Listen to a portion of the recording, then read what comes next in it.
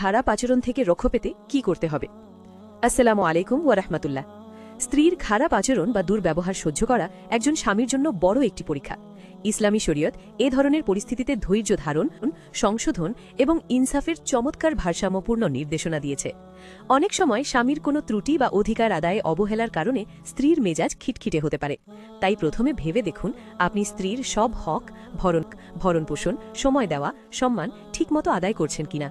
রাসূলুল্লাহ সাল্লাল্লাহু আলাইহি ওয়াসাল্লাম বলেছেন, আবু হুরায়রা রাদিয়াল্লাহু থেকে বর্ণিত, তিনি বলেন, রাসূলুল্লাহ সাল্লাল্লাহু আলাইহি ওয়াসাল্লাম বলেছেন, মুমিনদের মাঝে ঈমানে সেই পরিপূর্ণ যাদের মাঝে তাদের চরিত্র সুন্দরতম।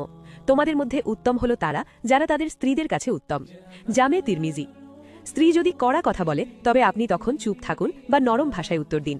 আল্লাহ তাআলা কুরআনে নির্দেশ দিয়েছেন, ইদফা বিল্লাতি হিয়া আহসান ফাইজাল্লাযী বাইনাকা ওয়া বাইনাহু আদাওয়াতুন কাআন্নাহু ওয়ালিয়্যুন হামীম। মন্দের মোকাবিলা করো যা উত্তম তা দিয়ে, ফলে তোমার ও যার মধ্যে শত্রুতা ছিল সে তোমার অন্তরঙ্গ বন্ধুর মতো হয়ে যাবে। সূরা ফুসসিলাত ৩৪। আপনার ধৈর্য ও কোমল ব্যবহার অনেক সময় স্ত্রীর বিবেককে জাগ্রত করতে এবং তাকে লজ্জিত করতে সাহায্য করবে।